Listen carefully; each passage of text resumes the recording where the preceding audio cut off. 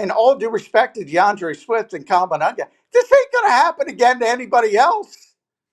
That's kind of my point, guys. I You can get say it, what but John, that's still an egregious comment to make. How about this, though, Xander? If those guys, head. get this, if those guys aren't as good as those guys, that's another point. So they're not as good as those guys, but they just ran for 6 yards of carry on them. I mean, so that's crazy. So now you guys are both agreeing with me, which is my point. This was a dismal performance by the defense. It was a dismal performance by the defense, which is the point. Well, I never disagree with that. I just think it's a crazy thing to say, but you're right. It does make you sound more correct that the defense had a bad day. Let's go to John McMullen. We got him, man. Let's get John McMullen in here on the postgame show. The Eagles lose the game. The Eagles lose the game today, 24-15. Johnny Mack joining us right now by phone. John, are you out there, my friend? Yeah, I'm here. Sorry, I was just getting a drink after all that. Yeah, that was a disaster, I would say. You know, and everybody's going to talk about the offense, but I think it was the defense today. I mean, 281 yards rushing allowed. I think the high in the Vic Fangio era before tonight was 174. So talk about a disaster. It was the right side continually caving in the left side of the defensive front. A lot of outside zone, a lot of cutbacks, huge holes. Those were the kind of holes tonight that you saw last year that Saquon Barkley was getting for the Eagles. Just massive holes. And that was the first time since, I believe it was 1985. And it was Walter Payton and Matt Shuey, a former Penn State fullback. Yep. That Chicago Bears have had two 100-yard rushers in the same game. So 40 years since it's happened. I mean, it was an abject disaster defensively. And then you can get to the offense and say that that's a shit show, to put it mildly. And, you know, Nick got the question. They're not changing play callers. Well, I never thought Nick would change play callers, but doesn't mean somebody else can't change play callers. And that's what it would be. And I can't put it completely off the table because Jeffrey Lurie has done it in the past. And what is being put out there is just not good enough. It's just not good enough. How about this, John? Here's the play drives. 5 plays, 15 yards, punt. 7 plays, 30 yards, field goal. 3 plays, 7 yards, punt. 3 plays, 2 yards, punt. 3 plays, 1 yard, punt. 2 plays, 0 yards, INT. 4 plays, 20 yards, fumble. 3 plays, 2 yards, punt. 12 plays, 80 yards, touchdown. And 6 plays, 36 yards, field goal. I mean, I get what you're saying, too. You're right. The defense, I mean, on third down, they were annihilated in that football game, and there is no doubt. I kept calling out, you need a milk carton for those 2 D tackles in the middle because they got destroyed in that game. However, 24 points, John, you hold that Bears team to. That thing felt like a 44-point game when I was watching that football game. So to me, I think the defense became collateral damage because the offense couldn't get anything going for about 45 minutes. I mean, John, they had the ball 40 minutes in the game, and the offense couldn't sustain anything in that ball game. Well, I agree with that. The time of possession, obviously, when you're on there. But, you know, if they were doing well early and then got better late, I would agree with that. If they were doing well early and got worse late. I mean, early on, I was like, why is Chicago not running the ball? Chicago put it in Caleb Williams' hands in the second quarter, and he was just a disaster as well. And I'm like, why aren't they got these huge holes? It was from moment one with Swift and Monanga. It was from moment one. It was that's the worst game I've ever seen Jalen Carter play. I thought Jordan Davis at least had some moments And I think Moro Ajomo, he was hurt playing through the wrist, but I don't think he played well. That was probably his worst game of the year. You have to see it. Yeah, so you have to see how it looked. But the offense has been a constant, bad, bad, bad, bad, bad. The defense has not been bad, and they sort of had a hiccup in Dallas, and you could kind of understand it because Dallas is so effective offensively. But you had Mother Nature taking away half of the game when you're going down a certain side of the field, and for some reason the Bears went away from that running game for a very short period. And when they went right back to it, it was this outside zone cutback, outside zone cutback, outside zone cutback. And we always talk about adjustments with the offense, and they don't adjust. Well, Vic Fangio, the god of defense, did not adjust. I mean, they just got beaten stem to stern from minute 1 to minute 60. Yep. John, how about this one? 85 offensive plays. I thought Chip Kelly was calling the game. Boy, I'll tell you what, man. Ben Johnson can call a game, man. You talk about creative, even in the run schemes. That guy, and I agree with you, John. I said the same thing. It was like the second quarter.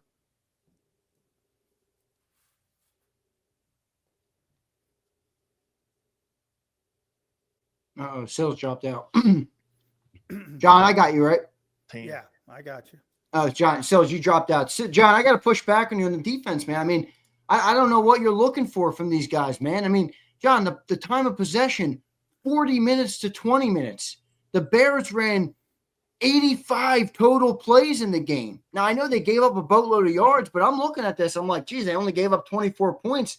That's not half bad. And I get it. They were bad on third down. They were bad in first downs overall. The Bears had 28 first downs. So maybe the running game kept them on. But, I mean, at what point is that defense just going to break, dude? They're just going to bend. They can't hold up for that offense not moving the ball.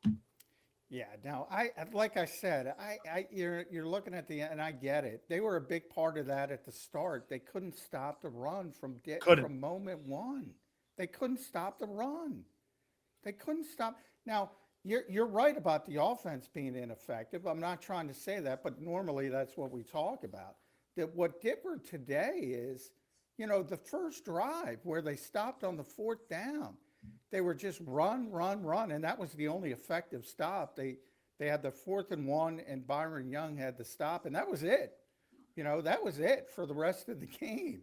I mean, and the only time they didn't run the ball effectively is in the second quarter when some bizarre reason Ben Johnson went away from it. And then he went back to it in the third. It was just run. And they're good backs. And I was talking to, and by the way, that's exactly what Jalen Phillips said. And he was one of the guys getting washed away. And he used that exact term. We just got washed away. That kid, who I criticized the Bears because they passed on Jalen Carter twice. Well, for one day, Darnell Wright just obliterated the Philadelphia Eagles. He did. Obliterated. John, they're getting beat too much. I mean, it's becoming a trend now, John, that those guards in that center are getting killed in the middle. I mean, every game I watch it now, they're just getting crushed in the middle of the offensive line right now. And I'm talking about the defensive line, which you don't see it from. And I'm saying Darnell Wright owned the Philadelphia Eagles on that side of the football field.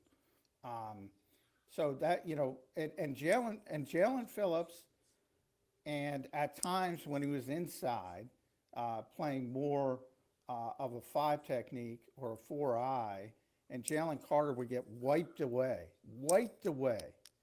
And they were watching it. You guys will see it later in the week. Watch how many times. And it was the other side as well. They dominated. I mean, the Bears deserve credit for rebuilding that offensive line. Jonah Jackson, big part of it. Joe Thuney, big part of it. Ozzie Trapillo, a rookie, big part of it.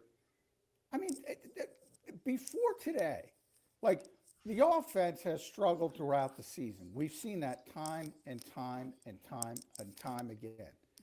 Since Vic Fangio has been here, their worst performance was 174 yards. They gave up 281. Yeah, it's crazy. And it would have been more Yeah. if Johnson didn't want to pass the ball because he loves to pass the ball. It would have been more. John, make sure you hold that mic, brother. Just people are saying it's a little low for me. I know it goes in and out. John, I got to talk about Nick Sirianni, man. And I'm going to talk with a specific play. You can talk about this decision, not a play, a decision, and then you can maybe talk about what your thoughts on Sirianni were as a whole. But why not kick the damn extra point there, John, and make it a one-possession game? I mean, they go for 2 there, and almost just felt like it didn't even need logic or analytics or anything. Make it a one-possession game. That's why he went for 2, because analytics says go for 2. Yeah, I would have went for the extra point because I'm looking at the human nature aspect. Like if you're down 1 score, the defense all of a sudden props up. All right, we have a chance. Who knows? Maybe that emotion puts you over the top.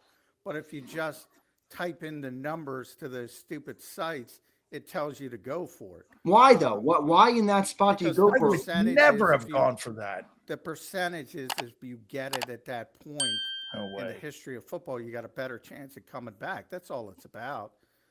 But I'm with you guys. I would have kicked the extra point. I want to be within 1 score because I think it buoys the defense, and at least because they're not having a good day, as I mentioned, at least they come back on the field and say, all right, one stop, and we at least give the offense a chance to go tie the game. So I'm with you 100%, but I can tell you, and you guys can go, there's a bunch of those sites. If you type it in, it recommends go. That's why they did it. I don't agree with it, but that's why. How about this, John? That offensive line in the run game, once again, I mean, John, it's over with. There's no more benefit of the doubt now. That's not a very good offensive line right now. They're just not very good. I mean, they're getting outrushed. Everything. I agree with you, but I'll go one more. The running back isn't very good right now. Flat out. I don't know why everybody's protecting. Well, I do know why everybody's protecting him, but he's not playing well. You see that drop? I saw it, but how's the quarterback playing, John? The running backs, I mean, he's a smaller worry to me than the damn quarterback. He couldn't hit the broadside of a barn on some of his throws. The quarterback, first of all, I've gotten so much shit over the years for explaining the deficiencies of the quarterback. I can't even count. But I talk about the quarterback all the time. Bottom line is, neither guy looked good. I said that before the game. Nobody's not going to listen to it. Caleb Williams looked like an absolute shit show in the second quarter because that wind was a big deal. And John, you think that's why Ben kicked it off, right? Or took the ball?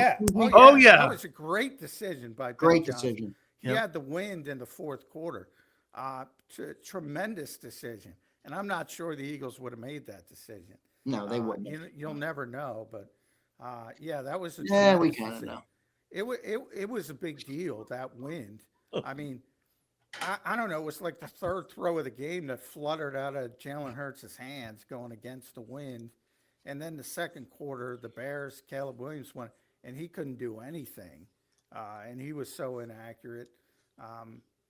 That's a big deal. And I know nobody's going to talk. Nobody talked about it in Detroit. Magically, Jared Goff had his worst game ever. Jalen Hurts wasn't good. Again today, Caleb Williams, look at Caleb Williams' numbers. They ain't good. No. Hey, John, how about this? After the game, Gardner Johnson was he was talking to Shady McCoy from his locker and said, most predictable offense in the pro football are the Philadelphia Eagles. We knew everything where it was going in the passing game because it's so elementary. They knew exactly what was going on. And again, Dennis Allen, as we said, he's a hell of a coordinator. John, four defensive starters were out, and they held that team to 15 points. I mean, that's pretty awesome of a job by a guy with a defense that's ranked 29th. Well, the offense stinks.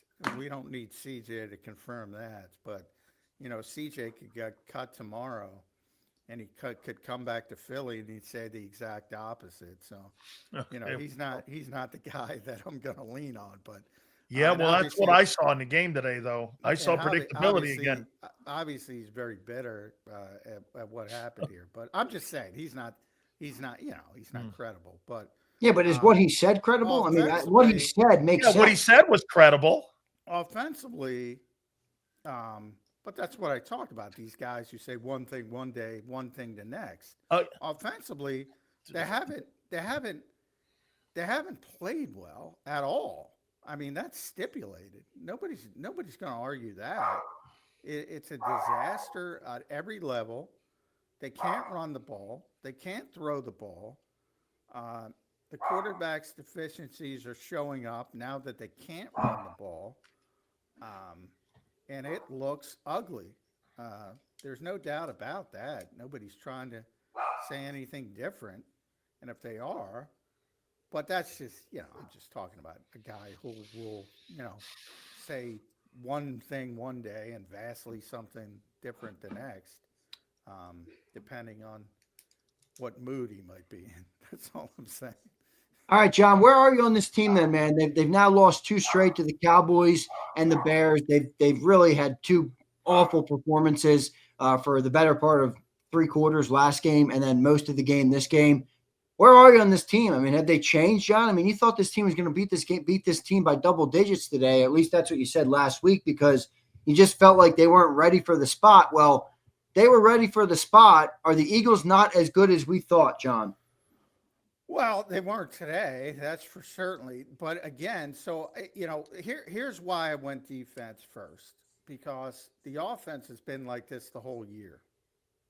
Like this isn't even, and that's also something Jalen Phillips. But that's a product of the offense now, John, right? Don't you think that's become a product the last couple games of the offense? That would be like Chicago won the toss, right?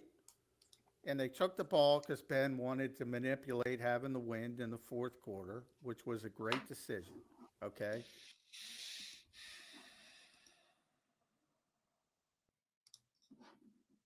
Did I lose you, John?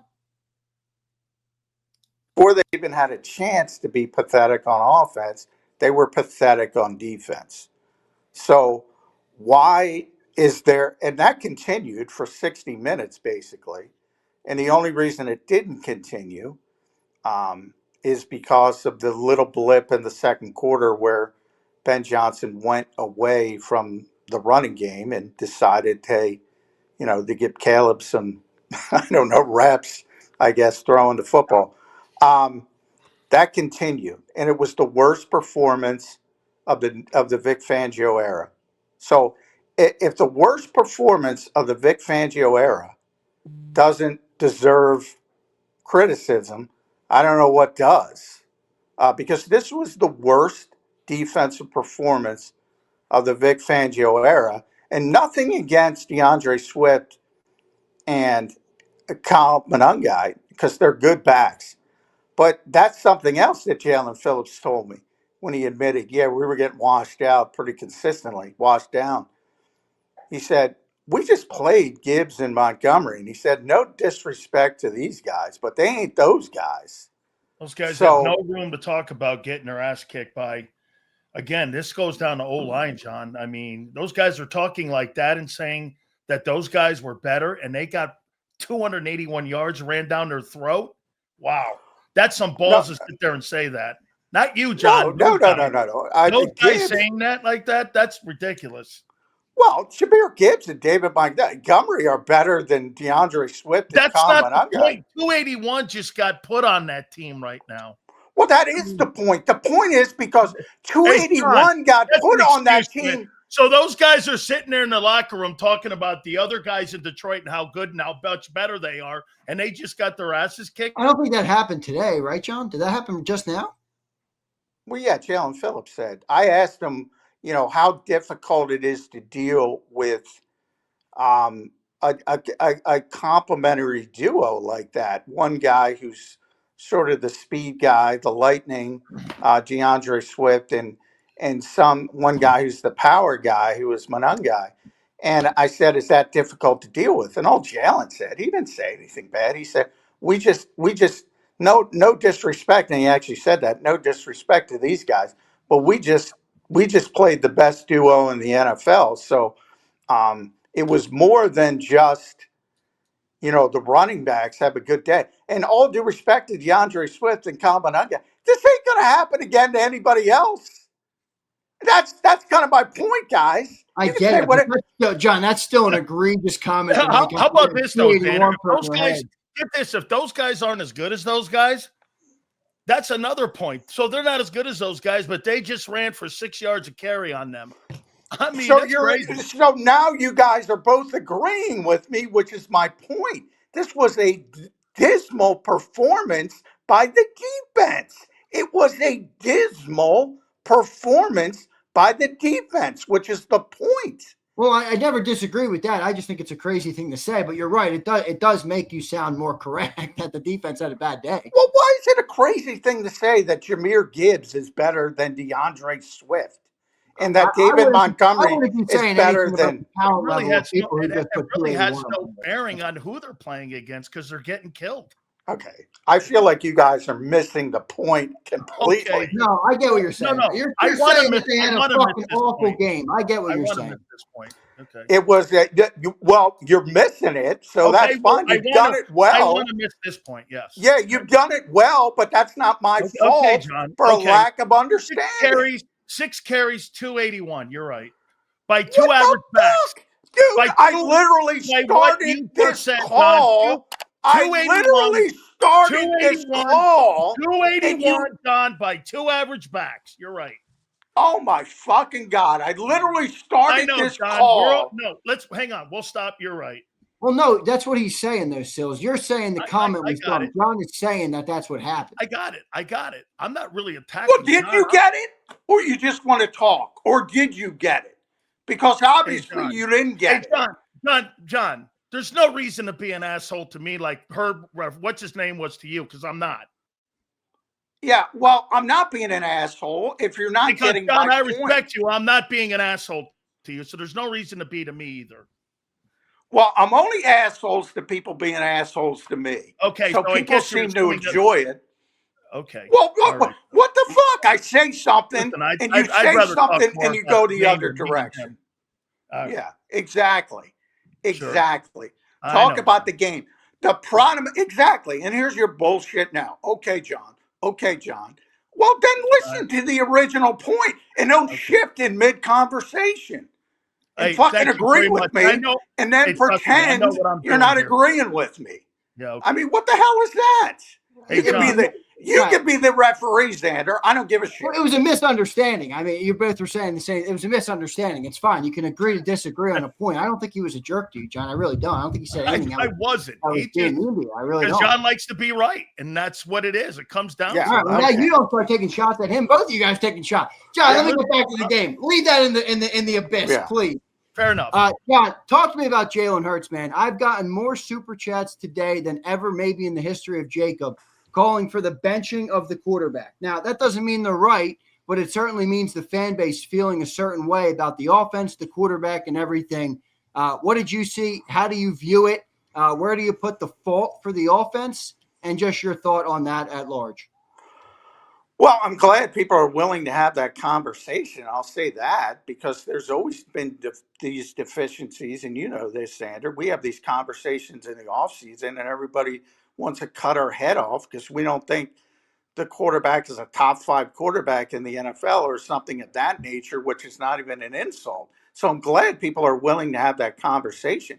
But then you have these two extremes when he should be benched. Well, that's ludicrous as well.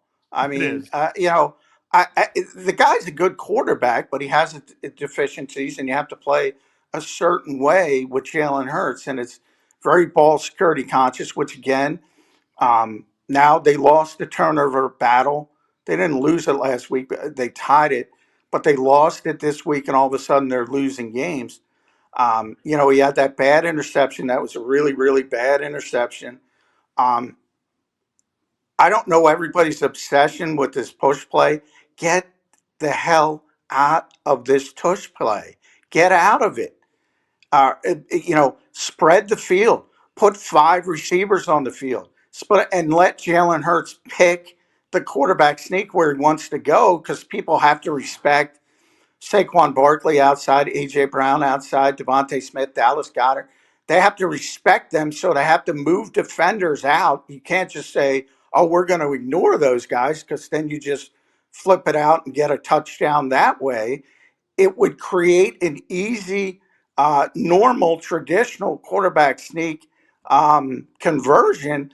But you have this weird sort of, I don't know, people want it to be the most successful play of all time. Guess what? A lot of people have caught up with it. A lot of people are doing a much better deal dealing with it. The only reason you didn't have a turnover against the New York Giants was because they blew the whistle too soon.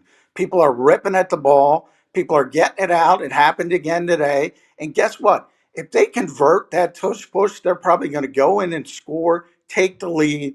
Who knows? Completely different game. Get the hell out of that push play. John, Get out of it. I agree with you completely. Let me ask John one question. Wait, real quick, Sills, just one follow-up. You said the quarterback, you got to play a certain style of football with the quarterback. I agree with you completely. Is the style of football expiring? Are they not able to do it anymore, John? Because that's what it looks like to me. Well, they have to play the style of football. They have to run the football effectively, and they haven't been able to run the football effectively, which is why I go to Saquon Barkley even before I go to Jalen Hurts, because I don't think it's all his fault, but he is not playing well. He is not playing well. And it's not just being banged up. It's not just 482 touches. You saw the drop. There was another play where, and this is rare when they do that little quick outs where the football's got to come out of the quarterback's hands. They usually do it with Dallas Goedert. And too often it doesn't come out of Dallas Goedert. It doesn't come out of Jalen Hurts' hands. Well, this time he got it out on time to Saquon Barkley, and his head wasn't even turned around. And the ball just goes incomplete. He is not playing good football, on top of the fact that he probably is a little bit deteriorated from those 482 touches. But even more than that, he's not playing good football. It's not only his fault. The offensive line is not nearly as good as it was. Is it all condensed because they can't pass consistently now for 2 seasons, John? They just they don't pass. They're not good at it. They don't even try and have any complex. And we talk about this. I'm not trying to get into why they do it, but is that style now made it damn near impossible to run the football? Well, I think if they had, I think if they had Saquon Barkley from last season, they'd be running the football. But they don't. This league moves quickly to that point too. Now, ironically, when they're losing again, and this is where the empty numbers people are going to point to. Look at AJ's numbers today. But I mean, you guys watched the game. How empty were those numbers? Totally. How empty were those numbers? Completely, John. Those numbers at the end of the game, because Dennis Allen was playing that bend but don't break. He was almost in prevent, John. You know what I'm saying? I mean, yeah. He was in prevent, and they gave that up, right? Because, John, don't you agree right there in the game? Allen was looking at the clock, and he wanted them to have to drive 80. Yeah, and yeah, exactly. So that's part of it, and the one thing is this offense seems only if they had the one good drive, which I think was 92 yards, and it was like bang, bang, bang. Yep. You had a quarterback run. You had, sort of the underthrow to A.J. Brown, 50-50 ball for the touchdown. And that there was a lot of tempo. And then when you go late to the drive, you're talking about Sills, the Dennis Allen, backing off a little bit, which is true. But there was also a lot of urgency. This team seems to only succeed offensively when they're either playing with a little bit of tempo or a little bit of urgency. When they're going out there like last year to play this 4-minute style of offense or this very methodical. I remember at times last year, 4-minute offense would turn into 8-minute offense or 10-minute. And they would literally siphon the whole fourth quarter because they were so effective running the football. And they can't do it this year. And everything else looks worse because they can't do it. And I get the thought process of, well, why can't they just throw it to set up the run and turn that on a 180? Well, guess what? I've been saying this for I don't know how many years. You don't have a high volume thrower. So if you want to go that route, that's an off-season problem. And say, well, let's get a different style of quarterback and let's play a different style of offense. Hey, John, do you think the linebacker play today was a direct result of the defensive tackles and how they were getting blown and, as you said, washed off the ball? Because I really didn't think the linebackers all played that well too. No, they played poorly as well. But, obviously it's much more difficult for those guys when the D tackles do get blown off the ball. But I think it was Acho who put something up really quick. He was like, the linebackers were awful too. They were going sideways. And, so part of it is certainly they're at their best when Jalen Carter and, well, you're a former defensive tackle. So if you guys tie up, blockers, that makes it easier for the linebacker. If you get to the second level and if a guy like Darnell Wright gets to the second level against the linebacker, good luck, man. Yeah. Boy, that kid, I got to send apologies. I got to send flowers to that kid. Hey, he was a beast. Yeah, he was good in there, man. He really was. Hey, John, how surprised were you with Chicago's offensive and defensive lines in this game? Well, offensive line, off the charts, great. Off the charts, great. Defensive line, I thought, that's one of the disappointing. They did just enough, maybe, John? They just did enough, maybe, the D-line? Yeah. Well, the D-line, I put that more on the Eagles' offense. Just stinks, to be honest, because they don't have – that's a weakness of their team, really, their defensive front. I don't think they played poorly by any stretch of the imagination, but you don't have – like we talked about Quinnen Williams last week, and him is sort of wrecking the game. They don't have a player like that on their defensive front. Montez Sweat's a very good player. The only thing I'll give the Eagles defensive front credit for is they did another nice job with the batted balls. They did another nice job with that. And Jalix Hunt, that was a really nice interception. Yep. If you want, there aren't many positives in this game, but if you want to look at some of the positives, I thought Jalix Hunt, they stopped there. I think they're 11. They've stopped 11 consecutive fourth downs, which is phenomenal. But boy, 281. I can't get over that. Me too, I can't get over that. Man, that's a lot. I can't get over that. Like you said, John, it could have been 350. Yeah. He stopped doing it. That's right. I'm with John on the Xander. When they were in the second quarter and he got away from that, I'm like, why? You're killing them. Yeah. You were killing them. John, go ahead. You can finish. I can't wait to watch this game to see these holes. It reminded me of the Eagles. It reminded me of Mekhi Becton. Said. Yep. In the open. Yep. John, these lanes were so big. It was mind-numbing. They moved the entire defensive line from right to left. Amazing. Yeah. And those were the plays where Saquon would go, take 65, 70 to the house. Yeah. And, they would get 20, 25, but, that's the difference. That's the difference the Eagles had with Saquon last season, being that home run hitter, where you take those to the house. But the Eagles just don't have that this year. John, I got to ask you, last one for me here. I know you're not big on blaming Kevin Patullo, and I you've won me over on that from a macro perspective. But is Kevin Patullo, is it fair to say that he's just not doing a good job right now? Yeah. Well, I think it's fair to say the entire offensive coaching staff isn't doing a good job. I think it's fair to say Nick Sirianni. This is Nick Sirianni's offense, which he fully admits. he's not doing a good job. Kevin Patullo's not doing a good job. Jeff Stoutland, who's going to the Hall of Fame and has, won a Hall of Fame already, a PFWA Legacy Award, is not doing a good enough job. Jamal Singleton's not doing a good enough job. Aaron Moorhead's not doing a good enough job. Jason Michael's not doing a good enough job. And these are Scott Leffler's not doing a good enough job. And these are the people you'd be picking from to make play callers running the same offense.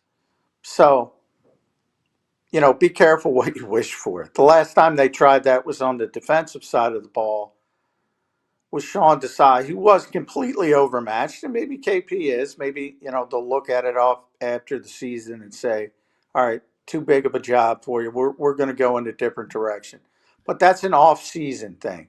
You don't want to do that in season. Because when the Eagles did that with Sean Desai, and they went to Matt Patricia, who is a much better football coach and a proven defensive football coach, doing a wonderful job, by the way, with Ohio State in college now. He's by all measures, he's a better defensive coordinator, defensive play caller than Sean Desai. But by doing it when they did it, the Eagles got even worse on defense. So be careful what you wish for. That is an off-season conversation, unless you're 2-9 and you want to get rid of Chip Kelly because he's doing some stupid shit, or you want to get rid of somebody on the Giants because you don't like him. I mean, that's what 2-9 teams do. It could be worse, but it doesn't look remember, good. John, they did make that move in 23. Now, maybe they learned from it, but I'm just saying that they were a winning team. They're not going to panic, though, Xander. They're not going to panic. I'm just saying they did make a move like that. And I'm saying they did, but they got worse. Yeah, they did. I know. I don't think they're going to make a move or should. I just was more interested in your general thought on. Well, here's John, what one thing, John. We were a year off on Barkley. Yeah, well, we were. This is the Giants Barkley. This is the Giants Barkley. Well, and actually, he was never this bad with the Giants, to be honest. But this is some of the things like, and by the way, I know people don't, but I first of all, I gave Saquon all the credit, and I do admit I'm occasionally wrong, because I said all the time I was wrong on Saquon, but maybe I was right in the long run. So maybe I win in the end. Yeah, John, even when you're wrong, you turn out to be right. How do you do it? Well, all I would say, I'll tell you what, I love McMullen, man. I do. I will say he's a really poor pass protector. He's always been a really poor pass protector. Terrible receiver, and you're seeing that now. Yep. I mean, and when the home run ability is not there, oof. I dare say he's not a very good running back right now. No, he's not. You talked about this, John, even with the big plays last year where, when he would be not graded well, and you try and explain to people that there's more things to the running back than just the big plays, basically. And he wasn't getting touched for 4 yards in the line of scrimmage. Yeah. All right, John, last one here. The NFC East, John, is it actually in danger now? I mean, coming into the week, I was like, boy, I'm not going to say anything about the NFC East yet, but if the Cowboys win on Thursday and the Eagles lose on Friday, that conversation is going to get real interesting. Well, here we sit at 8-18 on a Friday night, and the Cowboys won on Thursday and the Eagles lost on Friday. 8.5 lead. What's the danger level here on the NFC East, John? Well, I think it's pretty, they're a game ahead in the loss column. I mean, that's the key number. So, yeah, right. I mean, you have 5 games to play. So, I mean, now the schedule doesn't look that daunting from the Eagles' perspective, but, I didn't think they'd lose this game. Yeah. Now, the Chargers, in theory, would be a difficult opponent coming off this sort of mini bye, but they're down Joe Alt and Rashawn Slater, and Justin Herbert's getting killed every week, and they can't pass block, so they're not as good as it looked on paper coming into the season.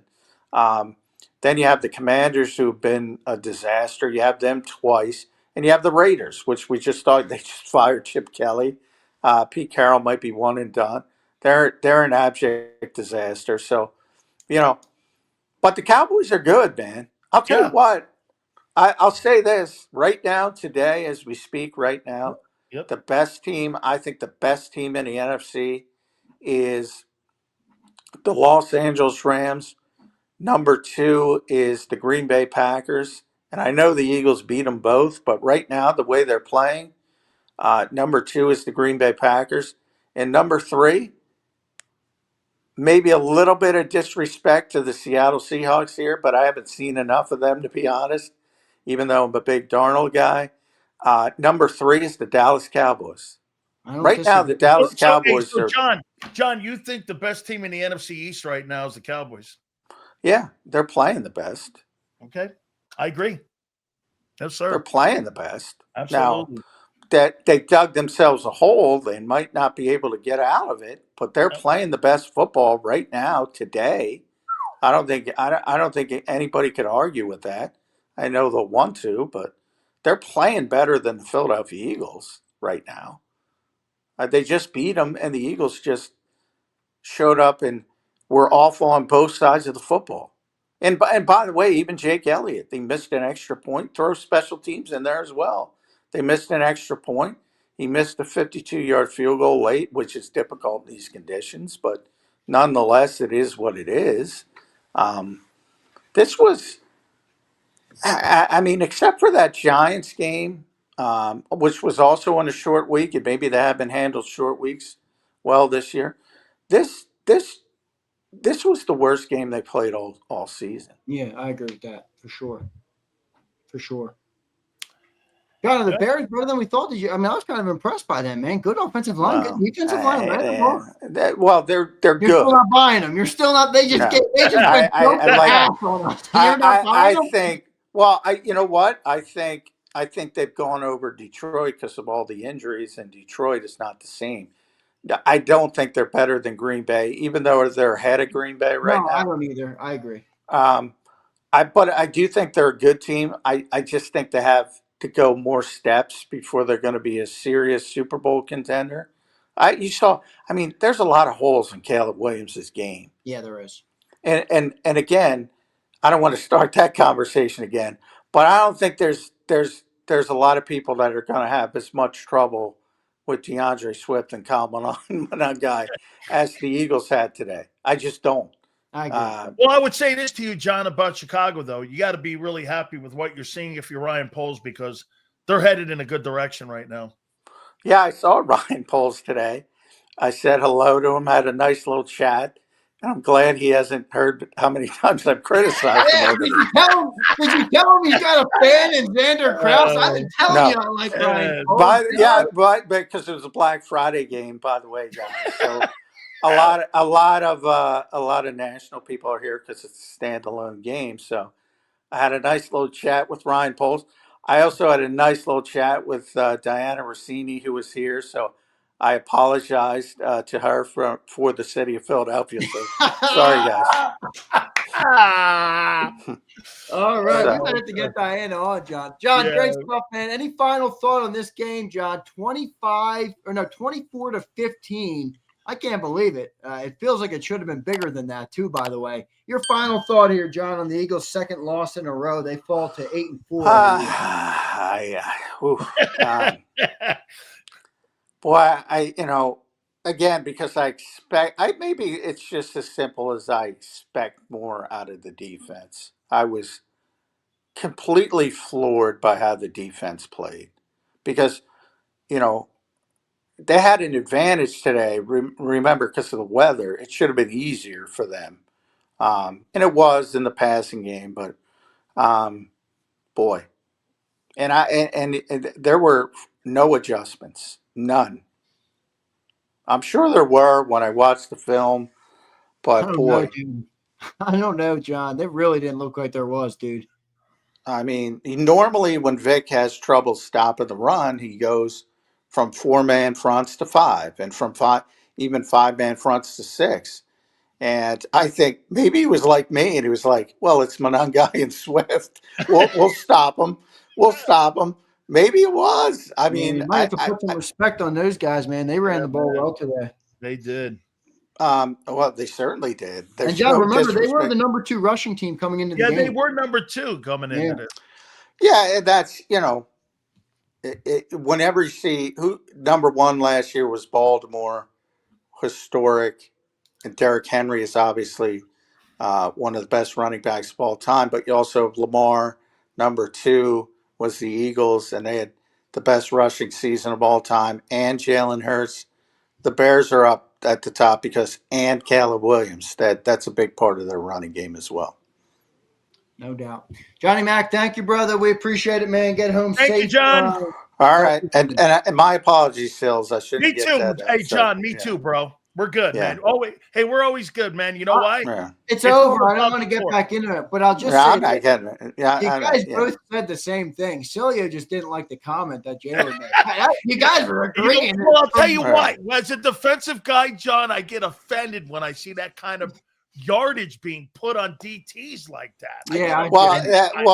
That's probably on me because Jalen didn't say it disrespectfully at all. Yeah, I got it. He was just trying to say, we've faced that kind of hurdle before, and the best part, the best sort of combination, and they did a better job. He was actually blaming himself and blaming the defensive front for not producing. Right. And he wasn't trying to make an excuse and saying, it was difficult to switch from one to the other. Just kind of saying, and Gibbs is Gibbs. I mean, let's be honest. He's spectacular. Well, that's what men do. They hash it out, they talk it out, and they We're good. We're always good. I love John. John, thank you, man. I appreciate it, brother. We'll talk to you soon, John. all right, man? All right. Thank you, guys. Appreciate it.